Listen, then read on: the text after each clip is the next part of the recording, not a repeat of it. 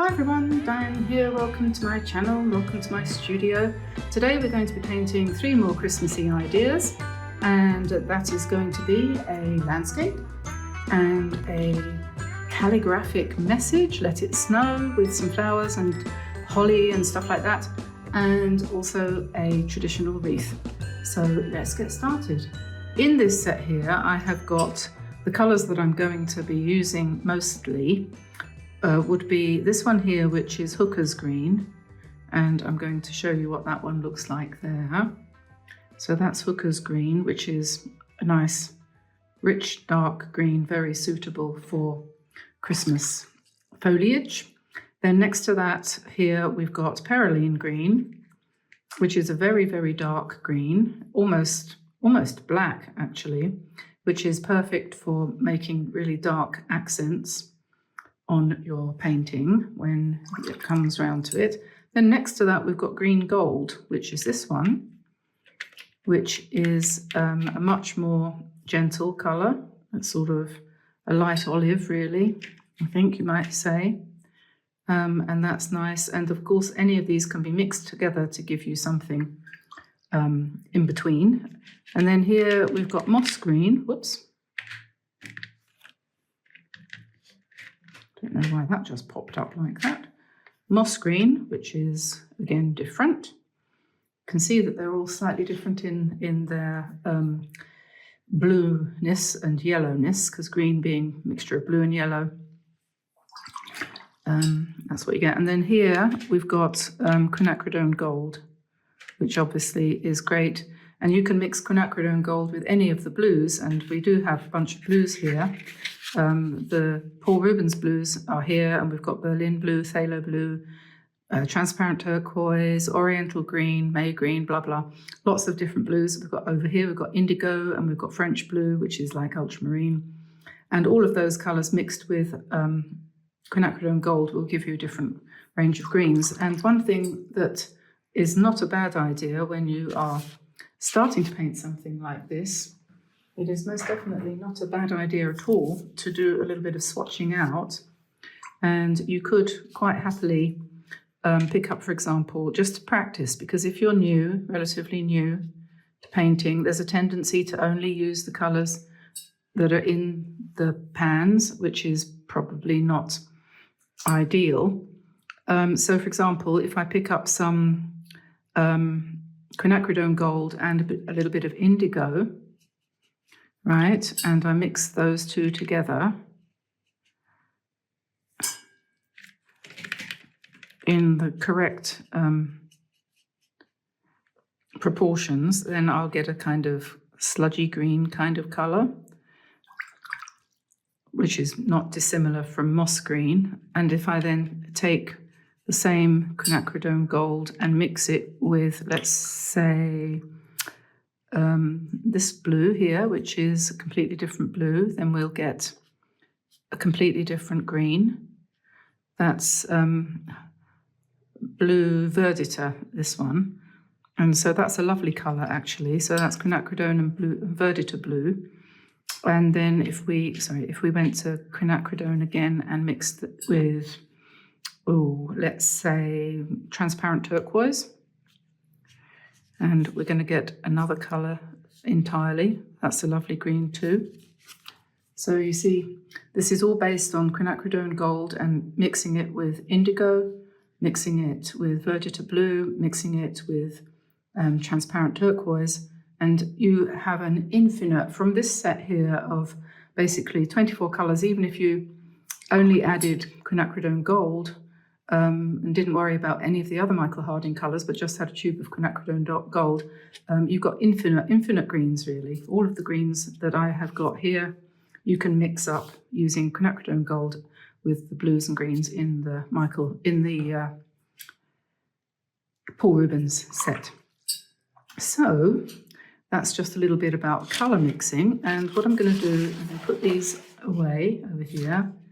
And I'm going to keep my swatch handy because it's difficult sometimes to remember which of these colours is which. This is the one I'm going to be emulating a little bit, so I'll put that there. And I've got my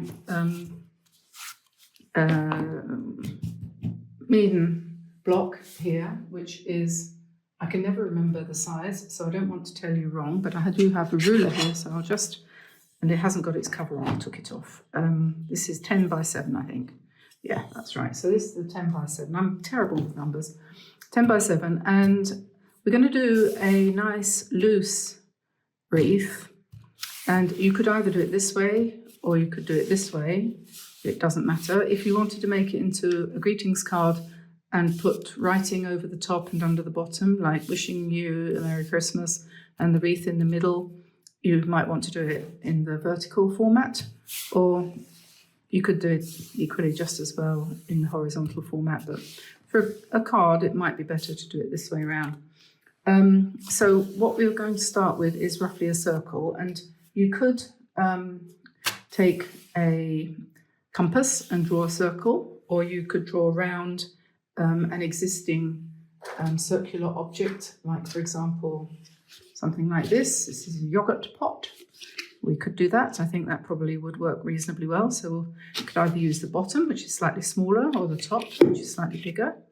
Maybe I'll use the bottom, because this is just kind of a guide to give you a rough idea of what round is. So I'll just take my pencil and very lightly go around that. You don't even have to do that, but it's probably best if you don't want an oval, to give yourself a sort of a bit of a guideline.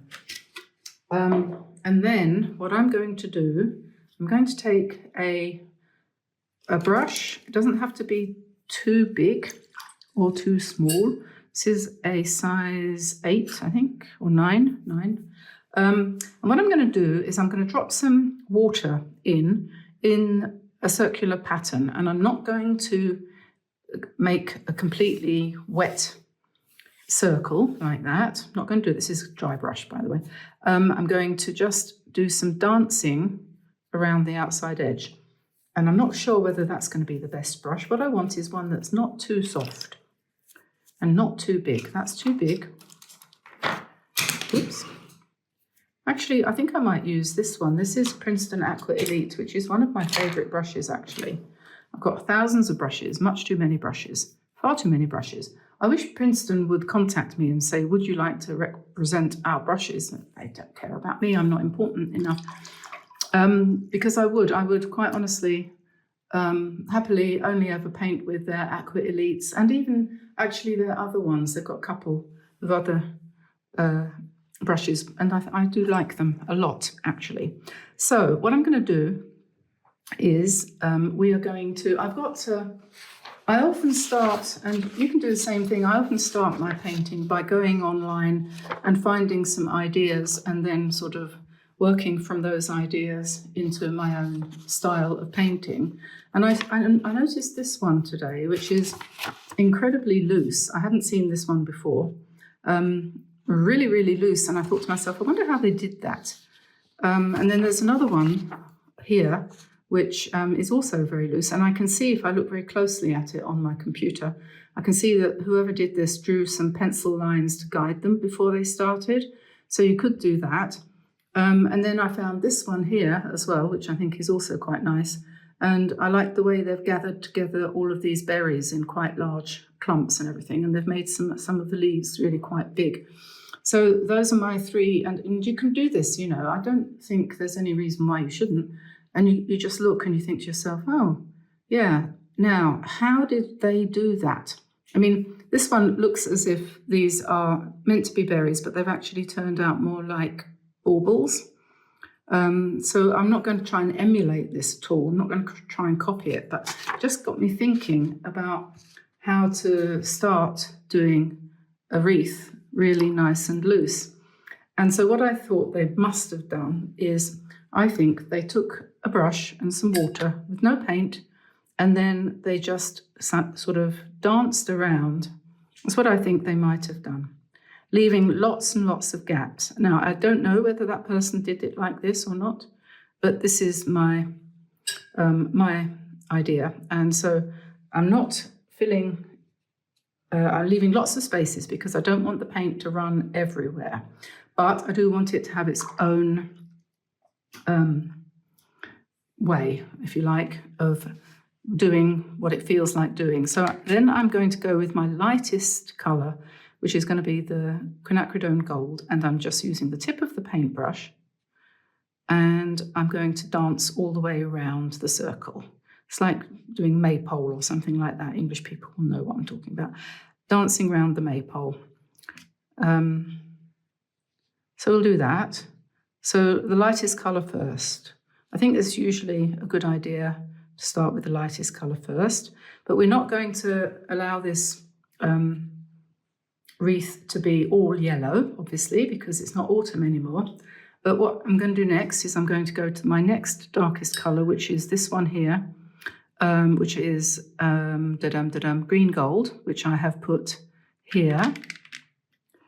And I'll just strengthen that up a little bit more water, a little bit more paint.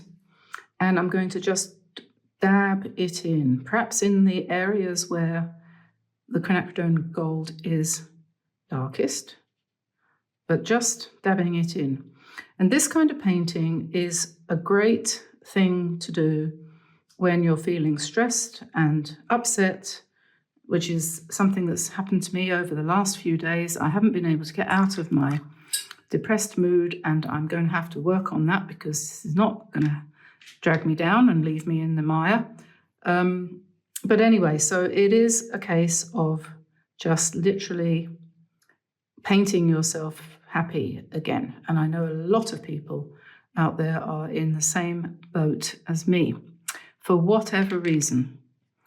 And, you know, I think of myself, my psychology, as being a kind of like a glass of water.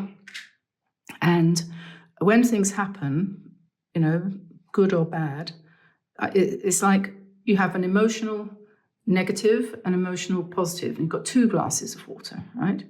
And the one that takes the negatives and sits over there and, you know, things happen. You know, your chicken dies, a friend gets sick, you make a bad choice, or you lose something else, or whatever happens. And as each one of those things happens, it fills up your glass of water a little bit more until finally it gets to the top and the last drop just takes it over the edge and you've got a flood. All of a sudden, there's water everywhere. And I think that's the way, and similarly, if it's the positive glass of water, you know, or wine, same thing really. You hopefully have lots of good things happening to you, and eventually, you know, you're so happy and you can't, you know, I mean, that doesn't happen very much though, does it? Anyway, so why am I saying this? I don't know. Just that my glass of negative water has just recently been a little bit overfull, and it comes out of your eyes eventually, and you just think, oh my God, you know, grow up. But you can only tolerate so much. So anyway, what I've done now is I've gone round and I have put each of these four colours, a little bit of each one, basically into the wet part, and I'm going to let that dry. Let's just put a little bit there, and I've left plenty of spaces, and into those spaces a bit later on I'm going to put red berries.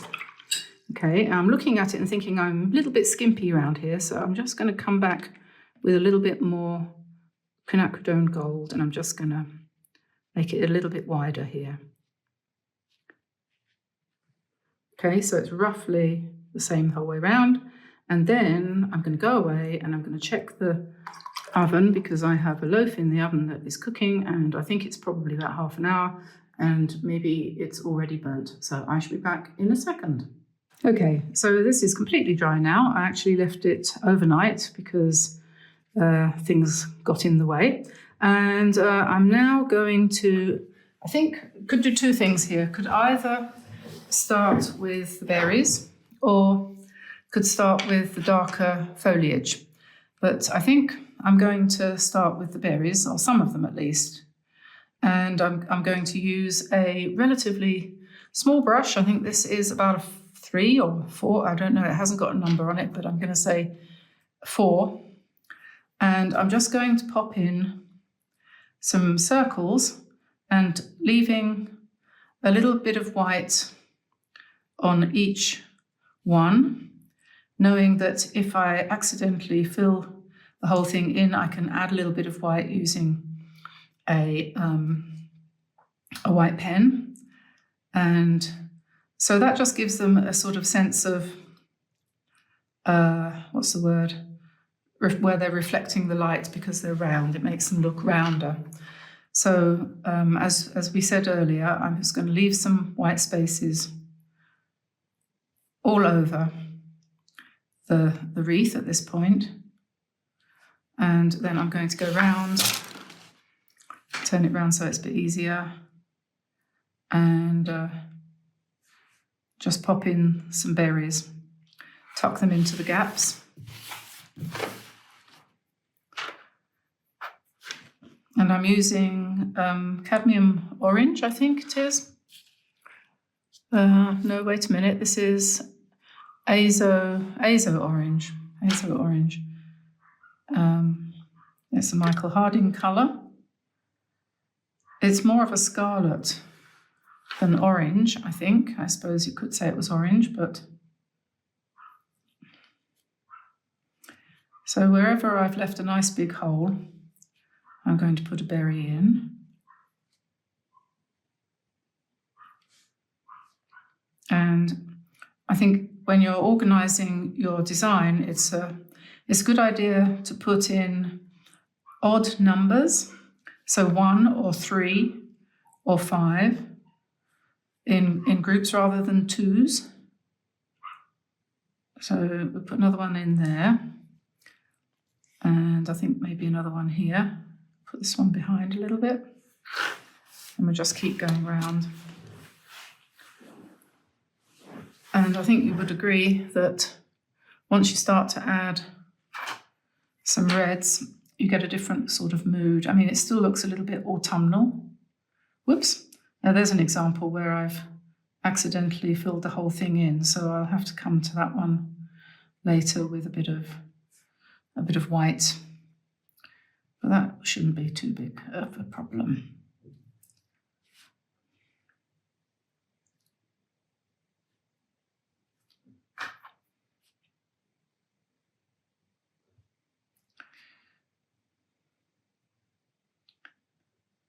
The thing is with paintbrushes, sometimes the hairs sort of jump and do their own thing, and you didn't mean that to happen, you know.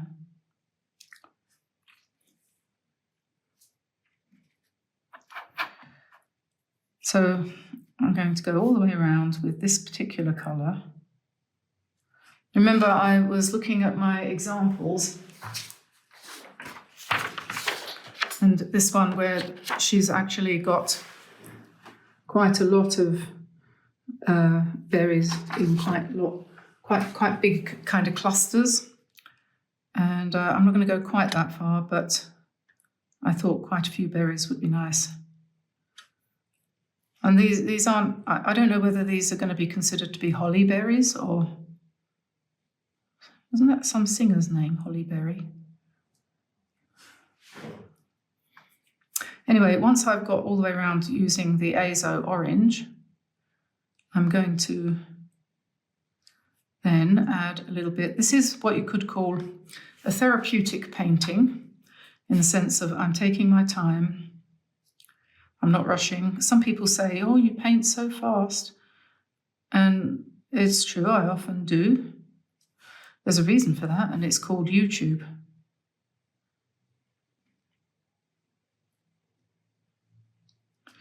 Sometimes you have to. So there we are. I think I'm going to put another one down here. Another couple. And then I shall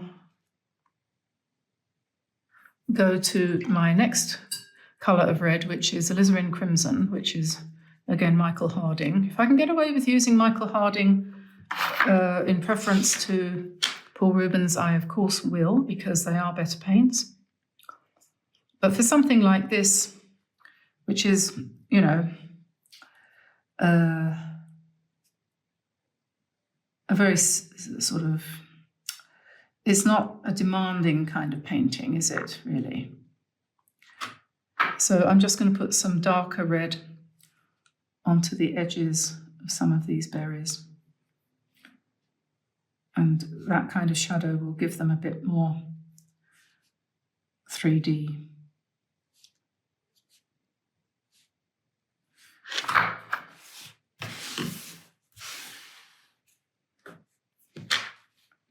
You don't have to do that if it's too fiddly, because it is a bit fiddly. You could use a coloured pencil, brush pen, you know, like the Poetique ones, which you can't get anymore, but there are others which are similar, which the names of which I can't remember, but I think Lightwish make them. For all I know, the Poetique ones might have been made by Lightwish or Paul Rubens, who knows? That was too big. Okay, I'm not going to do any more of those because I'm getting bored. Anyone else around here get bored with doing repetitive things? I do. So that's that, right? So we're going to leave that like that. And then now I'm going to put in some darker leaves. I think I might switch to a slightly bigger brush. And I'm going to go to my Perylene green, which is this one, which I think is the darkest green I've got. And let's just put in some leaf shapes.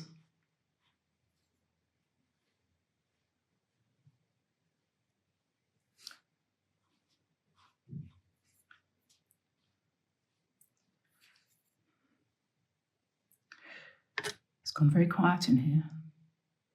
You wouldn't think I was in the middle of a city, would you? You can't hear any noise.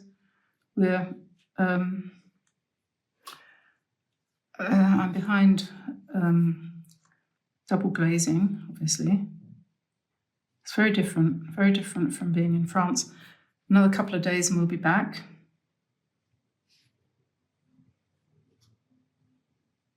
Back to Brittany.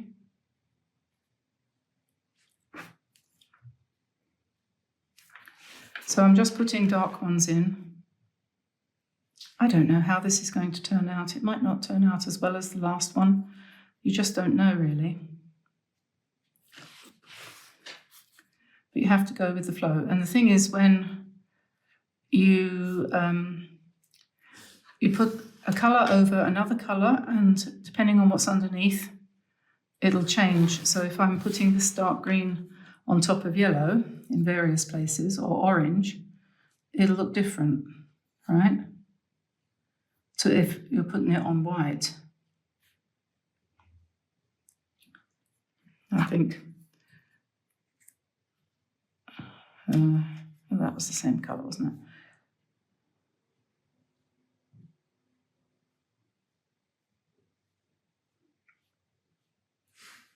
it? Okay, so we've got some of this leaf all the way around. And you could, if you wanted to, give them some little stems, I suppose. So you could just connect them.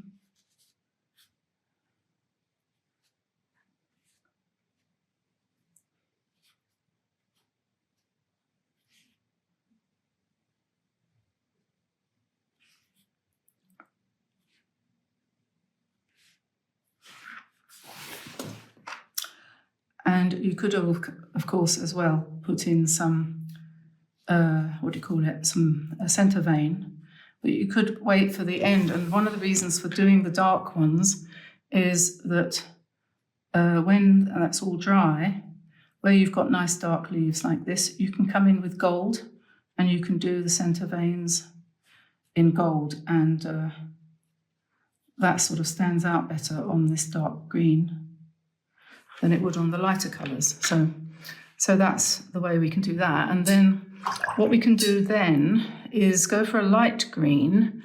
And I think I'm going to use the Cobalt Turquoise Dark, which is this one. That is I don't know why they're calling it dark, because it isn't really. That is this colour, which I think is quite nice, and I'm going to use that Oops, hang on a minute, where did I put that? I put it there, didn't I? Yeah. So I'm going to use that one for my furry ferns.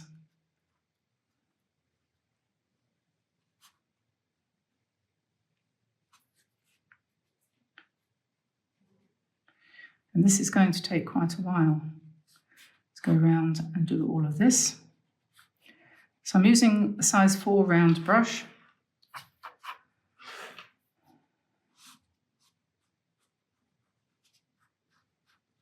And I'm going to do some of them lighter and some of them darker, depending on just how much paint I've got on the brush.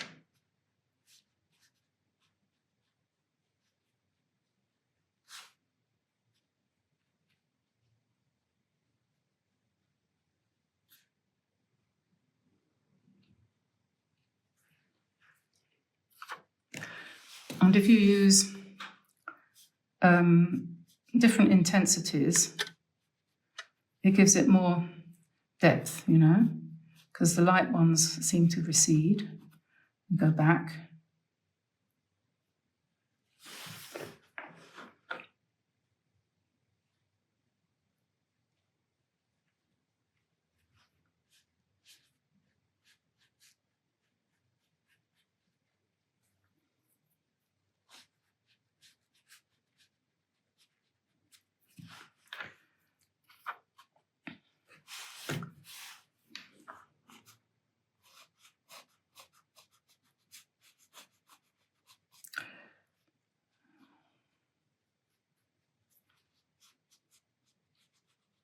We went shopping last night in the local, you could call it's like a delicatessen, you know. I think you have those in America, don't you? A deli. Only it's a supermarket really. It has everything in it from, you know, babies' nappies to toilet brushes and then, but it has a wonderful, in Cairo, you've got everything here, and you just have to look. You've got every possible level of supplies. So you can go to, you know, inexpensive supermarkets, and you can go to expensive ones. And the one we went to yesterday is quite funny, really, because it's full of American products. You know, Folger's coffee and M&Ms and I don't know, all sorts of things from all around the world. Stuff from England as well. And France, and prices to match. But it was really good because I bought a packet of chips and a few other things. So I've managed to go around there, and there was a car standing in the middle of the supermarket. I don't know why. So the next thing is, what's the next thing? We haven't put any holly or anything like that. I think... Let me see. I think it needs some more sort of mid-range, doesn't it? So we're probably going to be looking at this green. Whoops, this one here, which is moss green.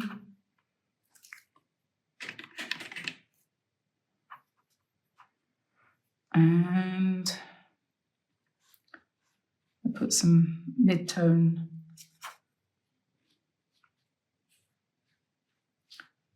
in around and about.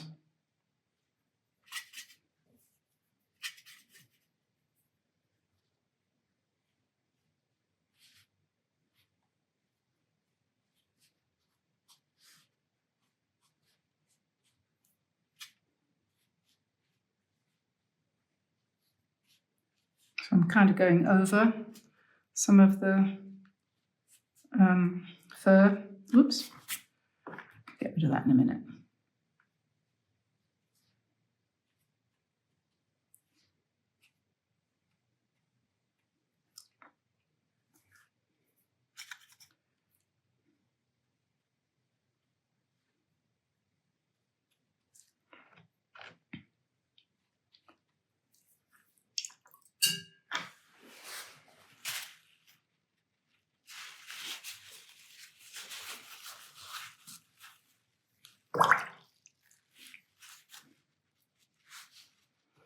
And then I think What we probably need is a very strong dark colour like violet as a contrast, a complete contrast.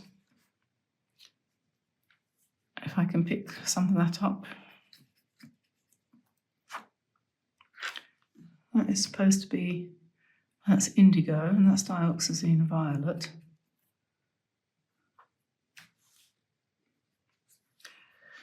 And then we'll put some little berries in spaces.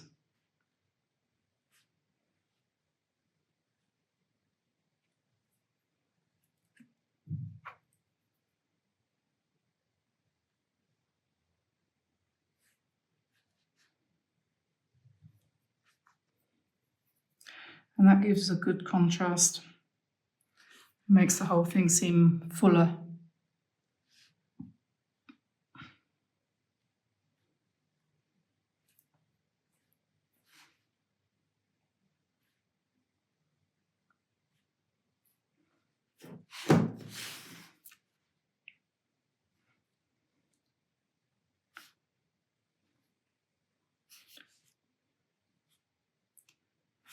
And then the last thing that we're going to do after we've done this is probably put in some gold.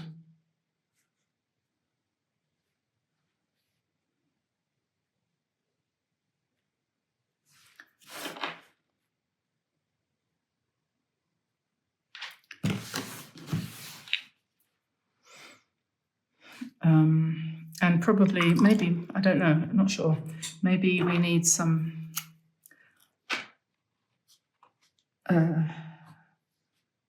white or some black. So I'm just going to put some gold into the centres of these dark leaves, like I said I would do, which will show up reasonably well.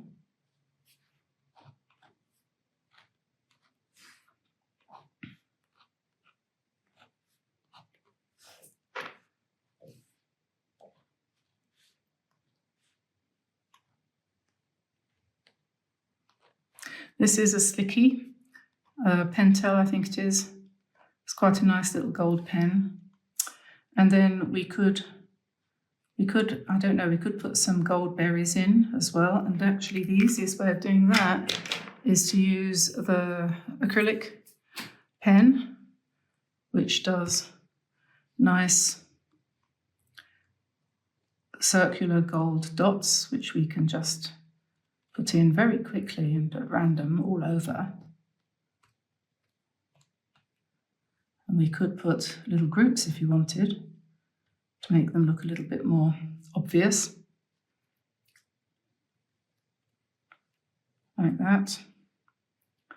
Lots of different ways that you could do this.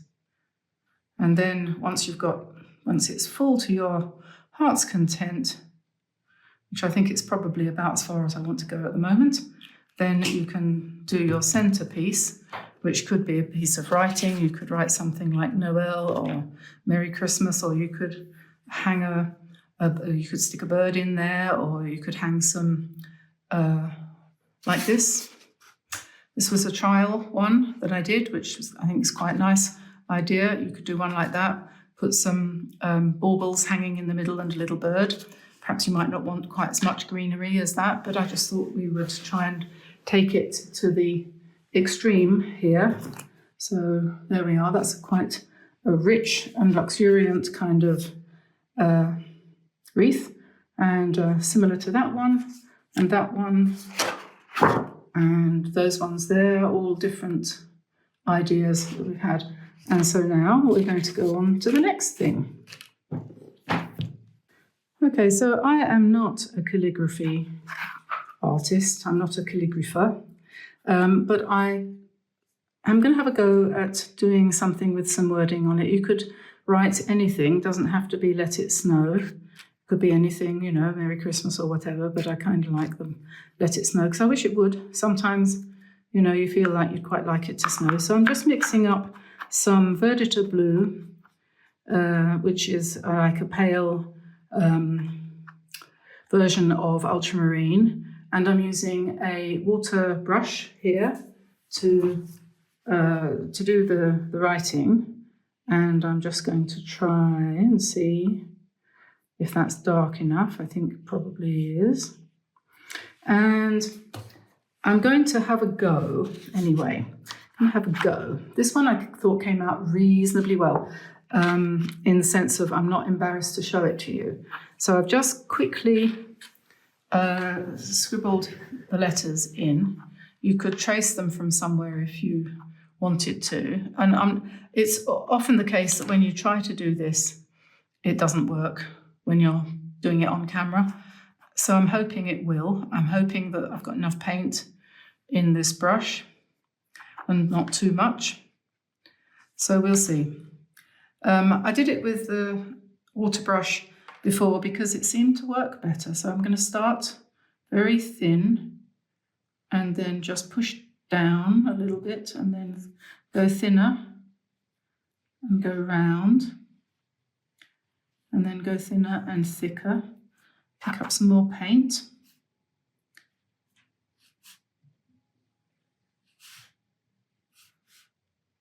Put a little bit more in where it's gone a bit too pale.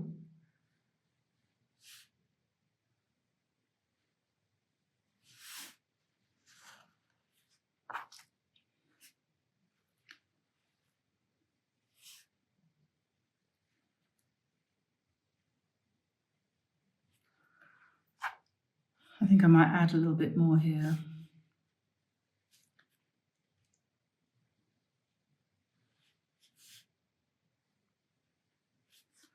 There we go, let. And then it.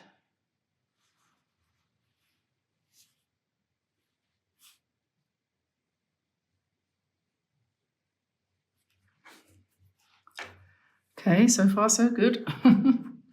And then I'm going to start here, because this is a big word, a big letter. And we'll come round here.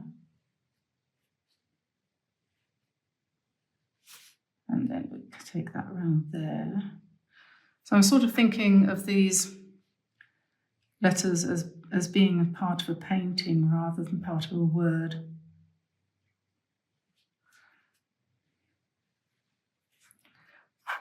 And snow, so we have an N.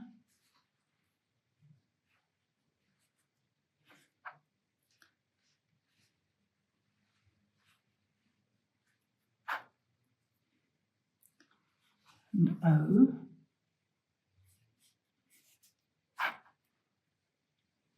Make that a bit wider there.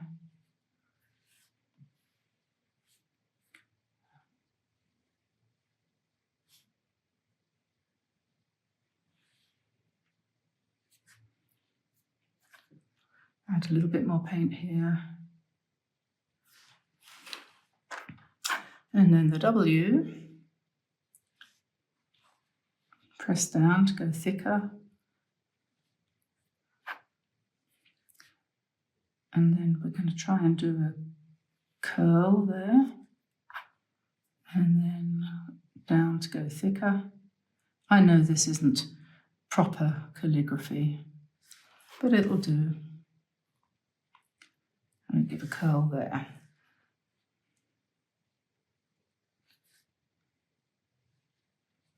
Okay, so we have let it snow. And what we're going to have to do now is let it dry. And then we'll come back and put some embroidery on it. So for our third painting, I'm going to paint a very simple winter landscape. One that you've probably seen done before, but you can never do the same thing exactly twice. So it's always a good idea to do it again and see how it turns out. I'm just putting some washi tape around the outside of the piece of paper just to give me a very narrow little border, and because that will look, I think, a bit tidier. And what I'm going to do is very simple. As I say, you will have seen this particular idea done before by me and by other people too. But sometimes it's just nice to do something really, really simple, isn't it? So, you know, using the rule of thirds, as people like to say, you're going to choose a place for your horizon, which is going to be usually either about a third of the way down or a third of the way up. But anywhere other than smack bang in the middle is, generally speaking, better. So we're going to go for a little bit higher. And then what I'm thinking of doing is having a tree in the foreground, maybe one here, and some in the distance. So we'll see how that goes. So I'll just, you could have, it's always tricky to know exactly what kind of a background to do, because we could have mountains. Okay, so maybe we'll do that. Perhaps we'll have a kind of mountainscape, something like that. And then there'll be a kind of mid-ground here. So then your foreground tree could be here. And then you could have a sort of distant tree, mid-distance tree here. And then you could have a few more in the far distance here. So we could do something like that. And so the sky we're going to do in indigo, I think. Perhaps not purple. Where's the indigo gone? Hang on, you can move out of the way for a sec. Indigo.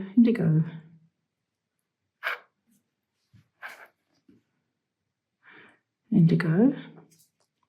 Okay, so let's do an indigo sky in the background. Not too dark. And I know this will dry a little bit lighter. And we'll just put in here a touch of Naples yellow, so that as we bring the sky down, it'll blend, hopefully. And we'll have a little bit of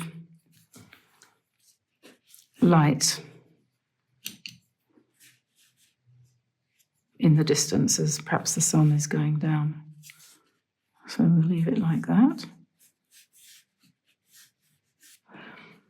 Okay.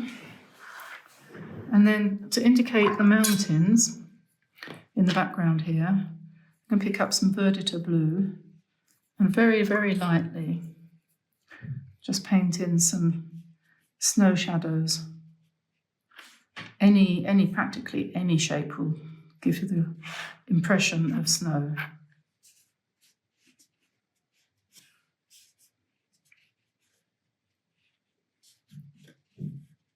So like that. Just don't fuss with it too much. Then we want some really dark green trees, greenish blue. So we'll mix our indigo with some hooker's green or perylene green. And we can put in some trees here.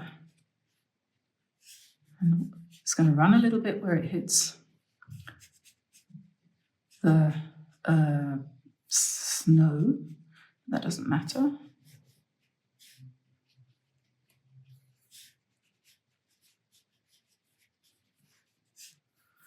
And then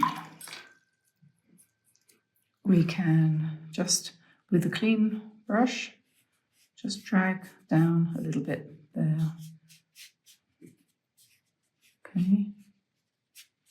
We can come back to that and make that a little bit darker in a minute, if we want to, if we feel it's dried a bit too light. And then the dark Christmas tree, very dark green. Let's go for perylene green, which is this one, which was here, I think. And I'm going to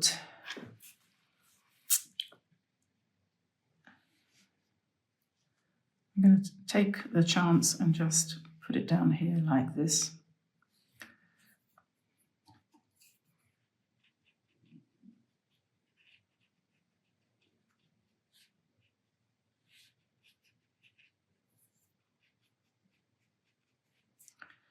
It always goes very quiet when I'm concentrating, you know.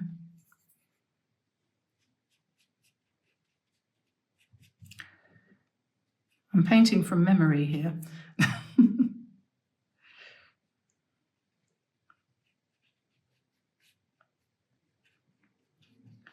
And we will want to sort of flatten the branches out a little bit because we're going to put some snow on there, so we don't need too much in the way of detail. Like this, that's probably enough.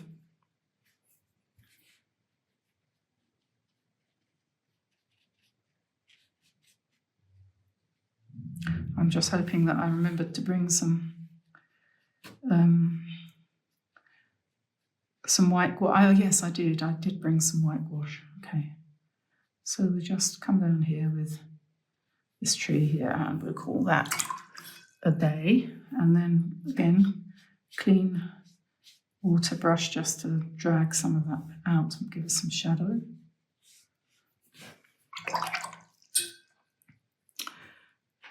That's damp, so I don't want to paint over the top of that, so I'm going to let that dry.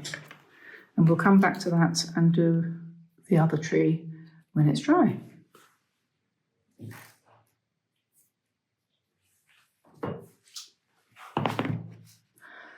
Okay, meanwhile, this has dried, and so we can think about how we're going to decorate that.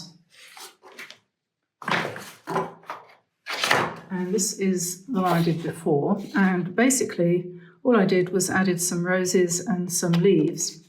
So I'm going to do the same thing, I think.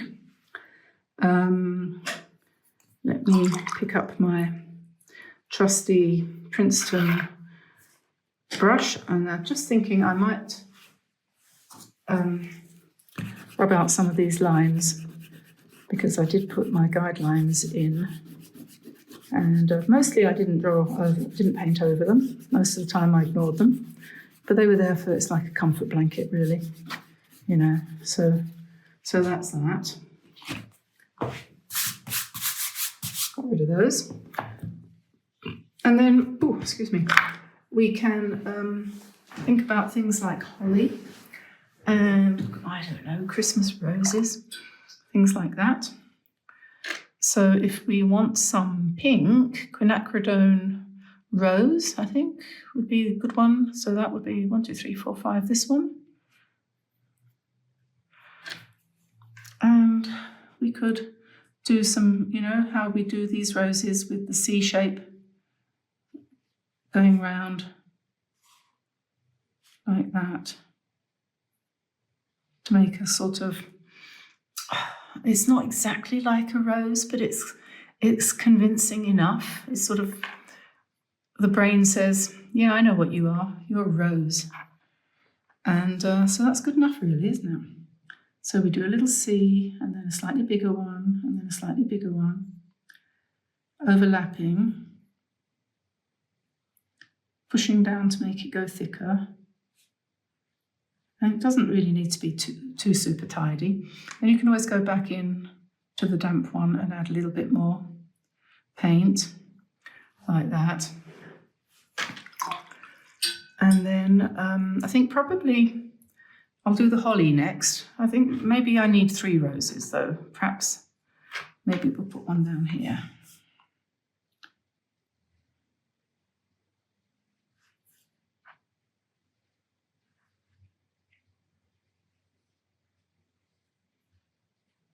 There we are. I think that will probably do. And yeah, holly. Now holly, you need to think a little bit about holly, if you know what I mean. It's kind of tricky to paint, but it's not really tricky. It's like that. Can you see what I'm doing? If you haven't painted holly before, that's basically how you do it. And then you just pick up some green, and I want to use this soft green here. It's called Cobalt Turquoise Dark. I don't know why, because it's not dark, it's actually quite light. And I'm just going to take that straight out of the pan add a little bit of water to it and pop that in, because I sort of want these colours on this one to be kind of delicate and not in your face Christmas colours. So you know what I mean, sort of green and red, but not bright green and not bright red. So a pink and a soft green to go with the blue. So, and then you could drop in a little bit of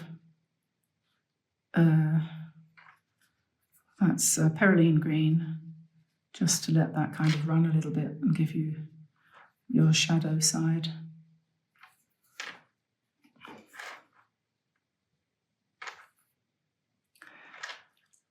And then we could have some sort of dark blue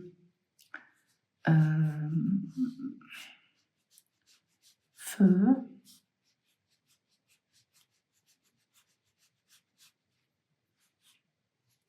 And don't worry if you get the feeling that you want to go over some of your writing, because you'll still be able to read it.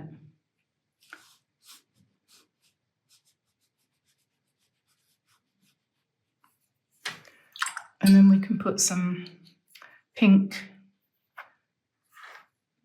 Now I'll wait for that to dry before I put the pink berries in. I will put pink berries in, but I'm not going to put them in just yet. And then we can go to the same colour, this one here, and let's put some leaves around these roses.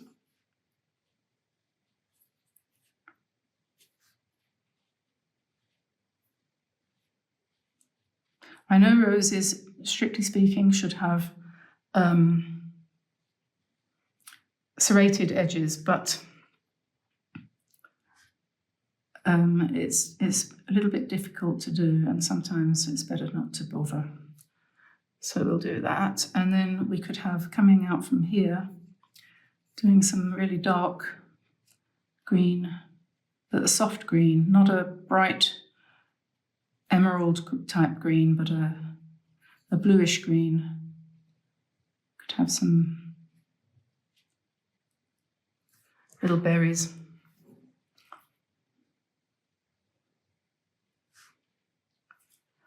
And then maybe same colour, we'll bring out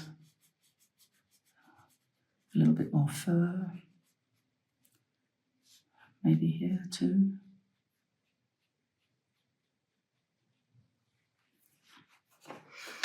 Okay, I hope my camera's on.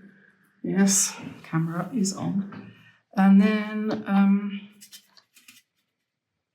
just as a little bit of contrast, let's have some of this colour as well as this colour, and we'll have that coming in from outside.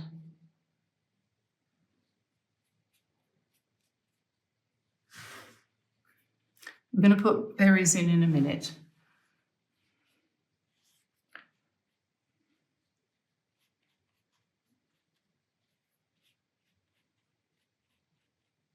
I think it's a good idea to actually go over some of the writing as well. I think that works quite well. And then we could have some of this quite strong, relatively strong, perylene green, and put that there. And maybe we'll do some over here as well. I'll turn that round. It's easier if you come at it from that angle.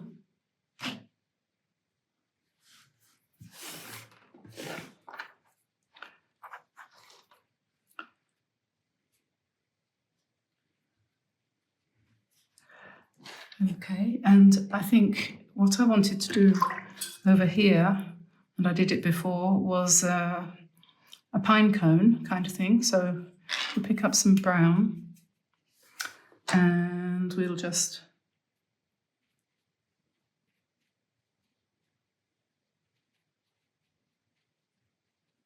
put in a pine cone or two. just roughly. Doesn't have to be, you know, doesn't have to be perfect. And then we'll have a piece of fir tree coming down here.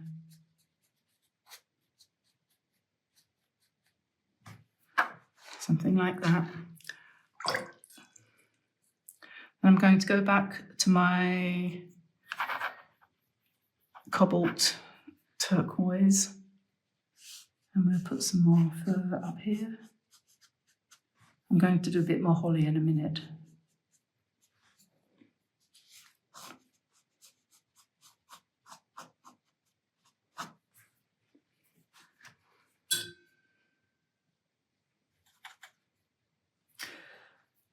Okay, so we had another rose over here that needs some leaves. And one down here, similarly, needs some leaves.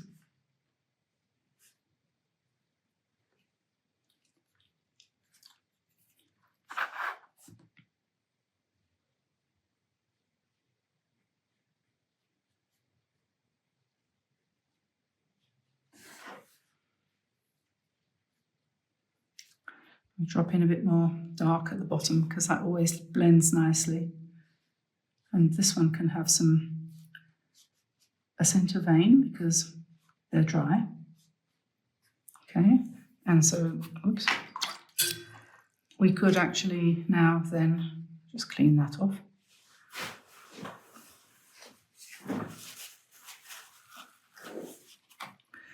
We could put our berries in, couldn't we?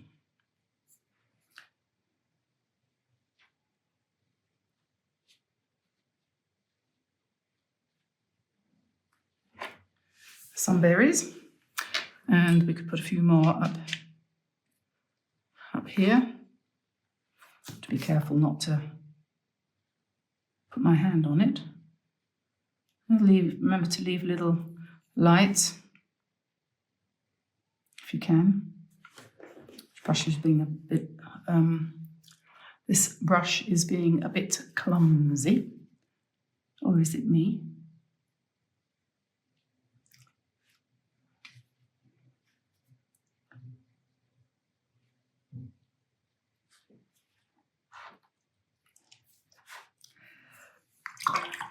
Okay, brushes do wear out actually, and even your most favourite brush eventually will begin to let you down, and you'll be saying, oh, I thought this was such a good brush, and but it's just that you've used it so much because it was your favourite, and then in the end it says, you know, I'm only nylon, I don't last forever.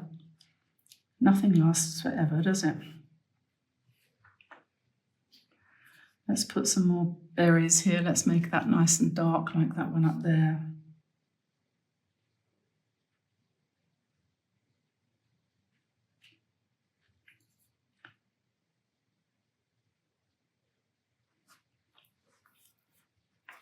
I think we could put some darks here too. And let me see, I think a little bit more holly perhaps down here maybe. Yeah, how about here?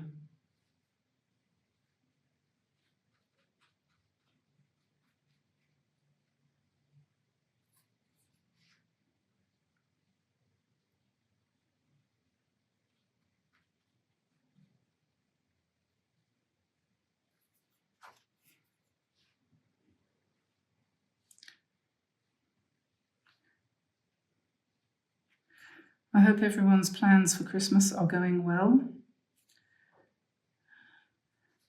Haven't really felt very Christmassy this year so far because we're, like I keep telling you, we're not in France at the moment. And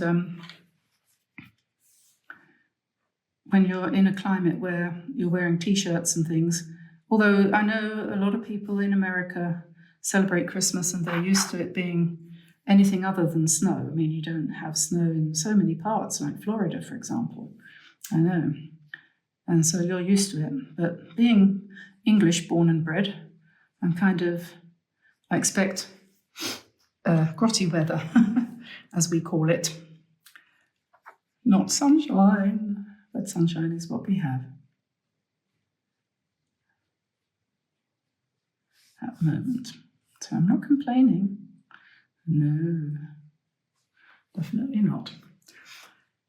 Okay, so I think we're sort of getting there. You could carry on doing this for quite a long time. We could have another one up here coming across there, for example.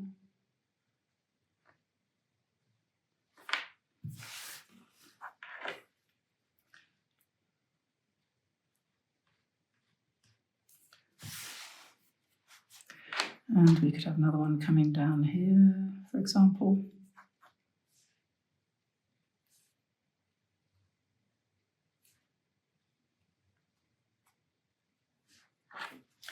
And let's put some berries in here, using quite thick paint there, so it's not running so badly. And we could have, I don't know, we could put a couple on here, couldn't we? Tiny ones, for example.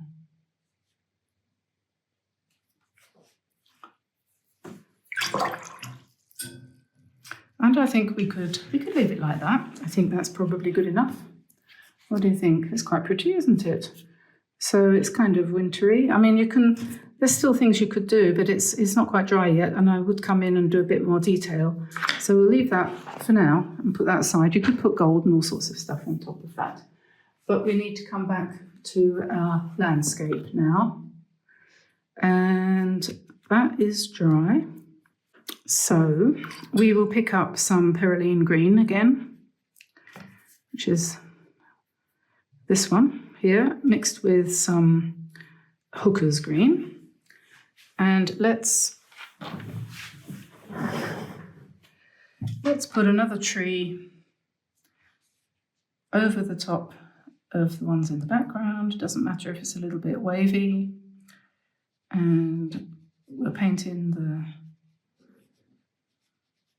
branches, higgledy-piggledy, the most random you can think of doing, really. You don't want it too even.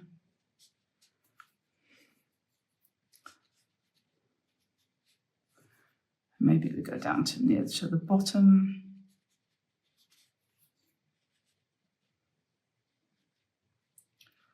Everybody has a tendency to make everything too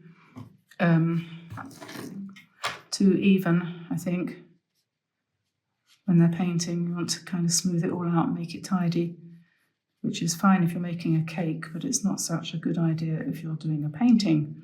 So I'm coming back into the one I did first and adding some random dark strokes on top of the existing strokes,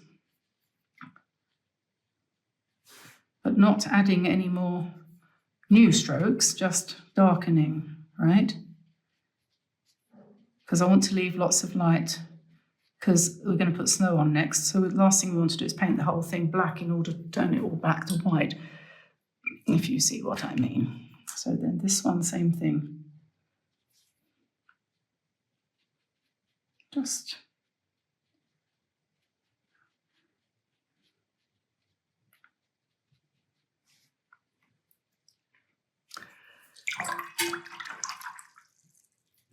now, while we have it wet, we will draw some shadows across.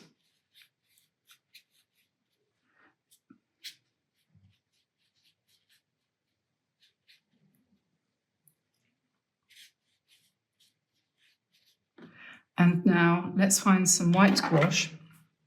This is Meaden titanium white gouache, and we'll just squeeze some of it out into my palette here.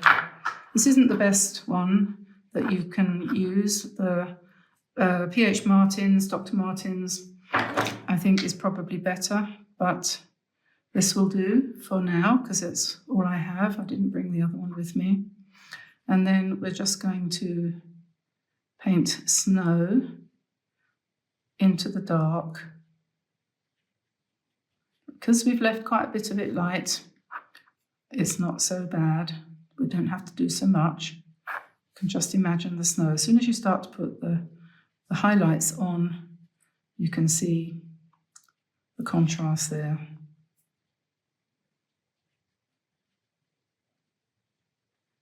Okay, so we're not going to go bonkers with that. And this one, it's been a light snowfall.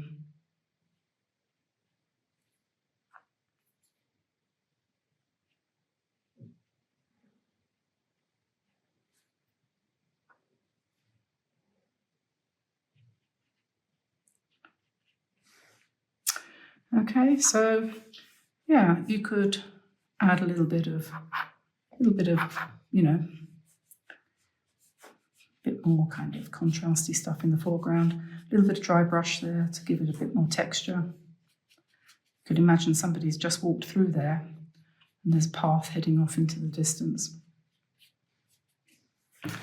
So there we are. I'm not going to add any jingle bells or anything like that, but you could say, well, it's a snowy night and it's just starting to snow. So let's put a few spatters to indicate the snowy night. So there we are. And we'll take the tape off and hopefully we'll have a nice little border. So that wouldn't make a bad Christmas card, would it? What do you think? I think it's easily done. So there we are. That's our Christmas scene for today. And let it snow. And somewhere around here, we have our Christmas wreath. I think it needs a bird in the middle. What do you think? Okay, well, I'll let you go, and hopefully that will give you something to think about for the next couple of days. And I hope you enjoy that, and I shall see you again in no time. So bye for now, everybody, and I'll see you soon. Bye-bye.